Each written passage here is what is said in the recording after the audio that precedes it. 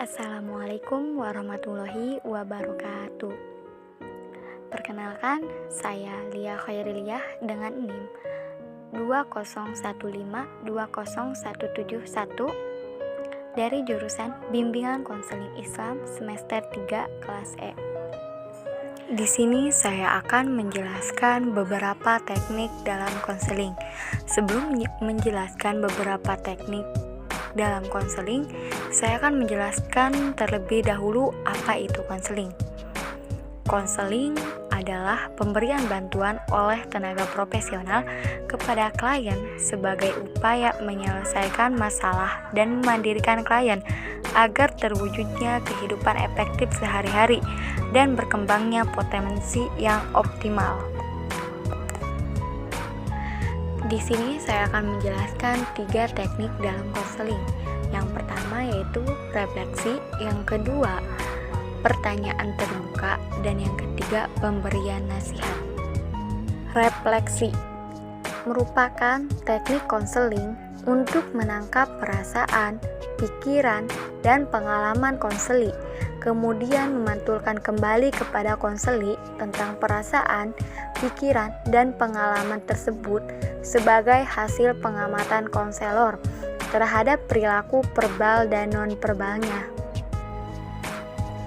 Jenis-jenis refleksi. Yang pertama yaitu refleksi O, yaitu refleksi yang tidak ada kelanjutannya. Yang kedua, refleksi negatif, yaitu refleksi yang membuat klien mempertahankan dirinya. Yang ketiga, refleksi khayal, yaitu refleksi yang jauh kaitannya dengan apa yang dimaksudkan klien. Dan yang terakhir yaitu refleksi positif, yaitu refleksi yang tepat dengan apa yang dibicarakan oleh klien. Bentuk refleksi. Yang pertama ada refleksi isi, merupakan memantulkan kembali apa yang dikatakan oleh klien. Yang kedua, refleksi perasaan, merupakan memantulkan kembali pembicaraan klien yang mengandung perasaan klien.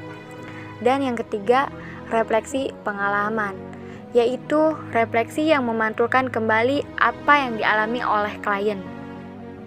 Syarat refleksi. Yang pertama, tidak boleh negatif. Kalimat berbentuk pernyataan, bukan pertanyaan. Bahasa yang digunakan singkat, pendek, dan padat. Kalimat yang digunakan jelas dan mudah dipahami oleh klien. Refleksi itu harus tepat, baik isi maupun makna.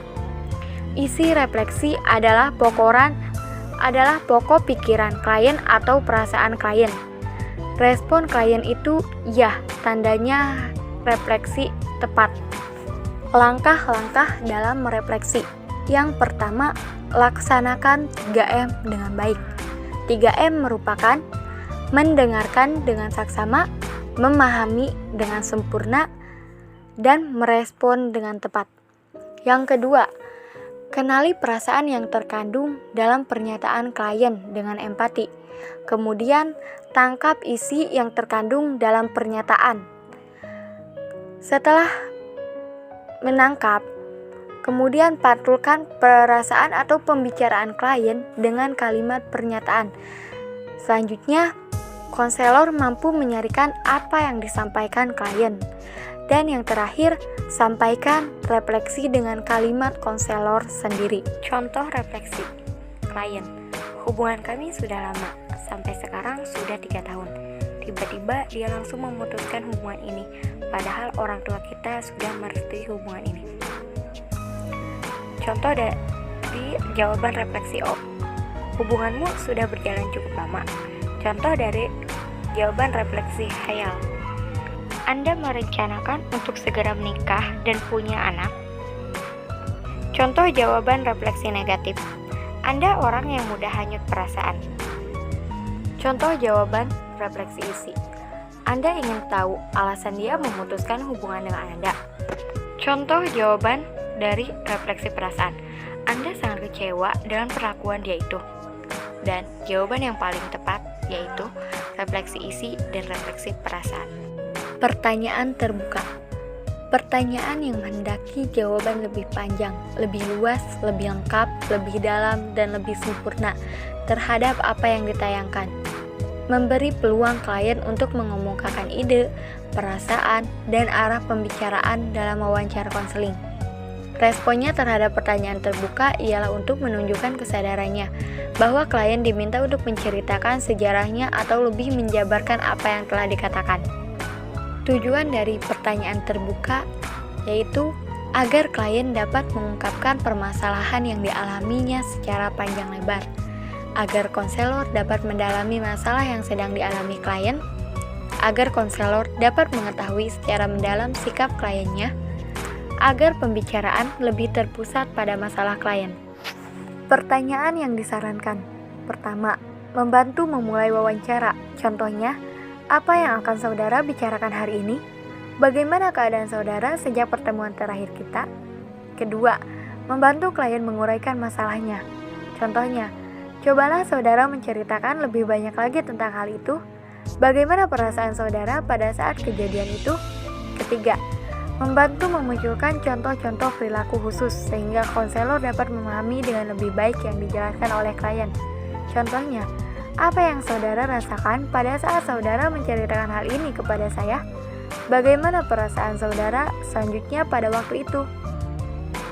Pertanyaan yang tidak disarankan: memakai pertanyaan tertutup yang terlalu sering, pengajuan pertanyaan lebih dari satu pada waktu yang sama, pengajuan pertanyaan mengapa, kenapa, pemasukan jawaban dalam pertanyaan Anda, pemberian nasihat merupakan usaha konselor berupa anjuran kepada klien agar klien dapat menentukan pilihannya atau melakukan tindakan tertentu.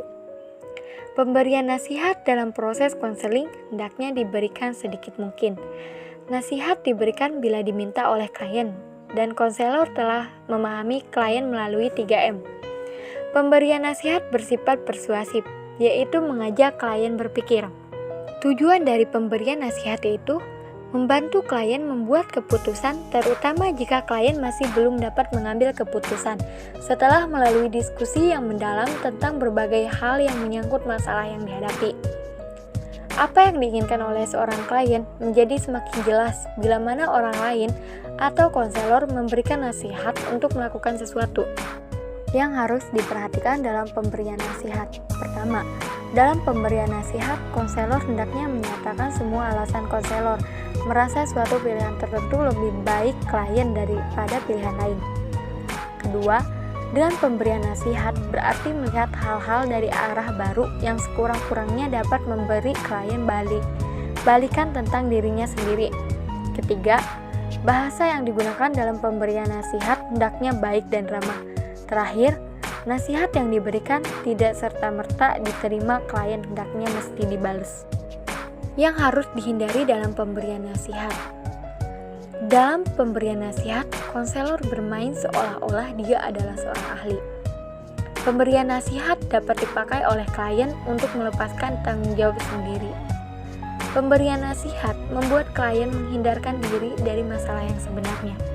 Syarat pemberian nasihat yaitu tepat waktu, tepat isi, tepat sasaran, tepat cara, tepat aplikasi atau guna. Mungkin hanya itu saja yang bisa saya sampaikan, kurang dan lebihnya mohon maaf. Wassalamualaikum warahmatullahi wabarakatuh.